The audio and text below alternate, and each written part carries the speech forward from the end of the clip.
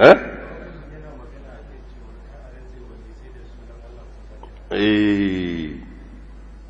to me ya kawo wa'ansu suna rantsuwa su ce me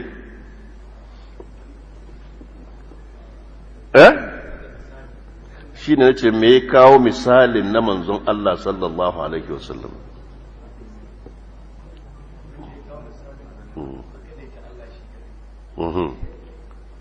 shi ma'ana kana gyara akida kenan akwai mas'aloli da shedan ke shiga ciki fa yana yi ma mutane illa ba duk abin da ya danganci manzon Allah sallallahu alaihi wasallam shi ka salla da bin da zaka an fahimta to sai shaitan ya zo ya kara ma karfin zuciya kaman kana son ka yi wani gyara a cikin addini kana so ka gyara aqida to masu rantsuwa da manzon Allah sallallahu alaihi wasallam manzon Allah ayi maganar sa haka kai tsaye ai ba za a je Madina don ziyarar manzon Allah ba alhazai sai dai a je don ziyarar masallacin Annabi sa'an nan daga baya a je a gaida manzon Allah sallallahu alaihi wasallam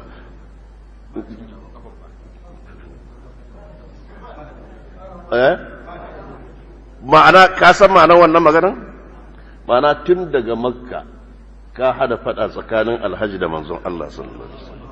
don ka ce ya kudurce kar ya je da niyyar zashi ziyarar manzo Allah da ziyarar masallaci zashi duk duniyan nan kuma duk inda ka tashi zaka je Madina ba yadda za a yi zuciyarka ta kauce da manzo Allah sallallahu alaihi wasallam duk wani abin da ya samu daraja wajen Madina kanta darajar wa ta samu masallacin darajar wa ya samu rawdan kanta darajar wa ta samu to sai ka ce a'a in zaka je da niyyar zuwa ziyarar masallacin Annabi baya yiwa kana tafiya kuma zuciyarka bata ce zaka gaje ka zarci manzo Allah ba ka ce ba manzo Allah zan je ni zan je ziyarar masallaci ne kana tafiya minti 30 awa ba manzo Allah zan je saboda an ce maka in kai haka kai shirka ba haka bane ba kuma wanda yayi haka akan cewa ba daidai bane ba shirka yayi ba an ce kar yayi kaza yayi shine yayi sabo in ka tashi da safe zuwa yamma sabo nawa kake yi to me yasa duk abin da ya danganci manzo Allah sai ga ana daukar da zafi saboda duk yadda kai shedan yana so har cikin ibada shedan yana so ya zai ma illa ne an fahimta to shi yasa shi ga ba girman abin da ya danganci manzo Allah sallallahu alaihi wasallam ai maulidi bid'a ne ai ce ai kaza duk wayannan maganganu da ake faɗa a'a ibn taymiyyah kansa sai da yace duk da cewa maulidi bid'a ne amma waɗanda suka yi za su samu ladan kyakkyawan niyyar su da son manzo Allah sallallahu alaihi wasallam yana cikin littafi na karanta daga baya littafin ne da ake yi sai aka cire wannan magana to su Halid Faqi imamu